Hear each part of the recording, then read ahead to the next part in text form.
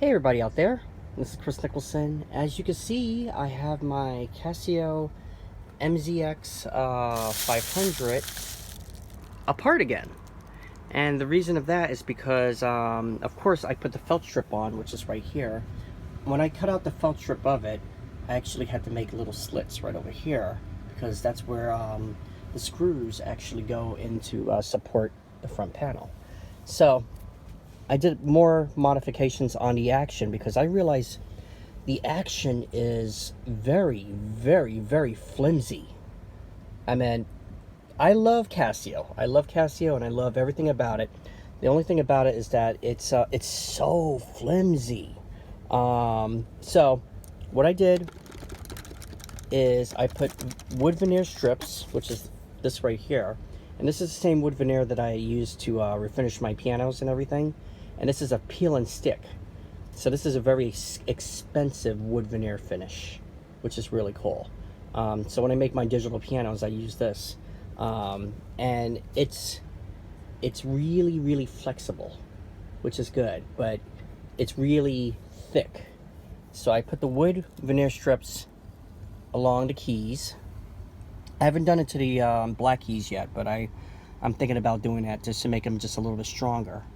And at the same time, I put them underneath the keys and right here underneath, you know, where the striking point is from the keys. The reason of that is that you're muting the sound of these keys, and you can see how thin the plastic is. And what I usually see in some Casios that I see in pawn shops and everything, especially with this kind of action, is that there's a hole right through the key. A lot of people, they play in churches and everything like that, and they can put their finger right through this key if they're not, you know, if they're not careful, depending on how hard they play. So these, I don't have the wood strips on them, but when I tap them, you hear that noise. The sharps, you don't really have to worry about that much, but more of the naturals. So when I tap these, they're going to be a little bit different. So let me see if I can put this on, just to show you. And it's hard to do this one-handed and stuff like that, but it's a little bit different. It's not as loud as that, you know. So that's what I'm going to be doing to the whole action, is basically putting these little strips underneath the keys, which is the wood, you know, the wood veneer. Another thing that I'm going to do too is right over here, this is where the action kind of bends a little bit, so I'm going to put a wood veneer strip right there and also right over here. So trying to make the action a little more quieter. This is a very good keyboard, everybody. I tell you this Workstation is really top notch for a Casio. I have the Yamaha Genos, I have the Roland G70, I have a whole bunch of Rolands right here. I got a Korg Kronos, and I have other keyboards right there. There's other Casio keyboards right up there and everything.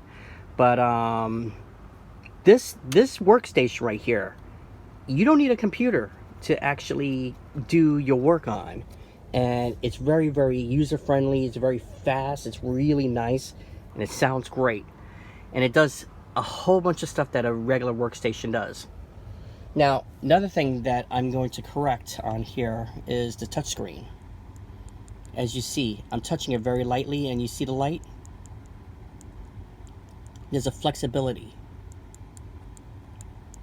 on it. And the touchscreen surface right here, it has a lot of fingerprinting.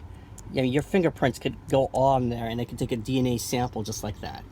So it leaves a lot of fingerprints. And then what I have to do is I have to use this soft cloth to actually clean it. But still. So what I'm going to do with the touchscreen is I'm going to get a one of those bulletproof glass protective that's on there, so I'm going to take it apart and actually put a bulletproof glass covering on top of it, which is very good. The knobs, they're a little bit wiggly, so I'm going to straighten those out of it. And there's lots of things that this can this keyboard is very good potential. Excuse me. Another thing, I took apart the contacts. If very carefully modified, this can actually turn into a 76 key, and it could turn into an 88. Very carefully modified, it can actually really turn into a 76 key. But I'm not going to do that. I'm going to keep this as 61 because I want to keep this as a portable 61 key, and you know, not mess up anything. But I was thinking about it with my electronic tech, and if he looks at the schematics of it, he can actually turn this whole keyboard into a 76 key. So that's a think about. I'm not for sure certain yet. But yeah, this whole keyboard could be modified. You can make this into a module. You know, you can make this actually into a module, and you could just also make this into a 76 key little bit workstation if it's modified. Casios can be modified. Same thing with Rolands. Rolands can be really modified, and Korgs.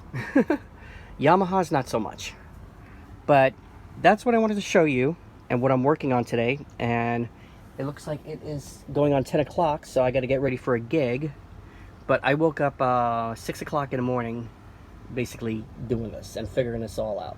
So I took the whole thing apart and modify the action. So what I like to do is I'm a pianist, and I have pianos and I have keyboards, and I work on piano actions, and I know how they're supposed to really feel. So when I get a keyboard, I like to modify it and make sure that it's gonna feel the right way how I actually can make it feel. So after I put all those strips onto the naturals, and you can see it's not going, the keyboard's not going side by side anymore. So I have to put the bottom parts on there, but as you can see, the keyboard is not going side by side. And regulate the action a little bit. Like, say for instance, this key is a little bit lower. I'm going to regulate the action. It's going to feel really good after I'm finished with it. Now, future plans, I'm thinking about actually seeing if I could get some kind of, not silicone, but some kind of hardener for the keys right here, so they can actually be a little bit more sturdier instead of flimsy. Because as I said, you can hit a note, and actually if it's, you hear that tapness, you can hit a note and you can actually run your finger right through that key because it's so thin. Very thin. Not that much from the naturals, unless if something really heavy object really just slams on it.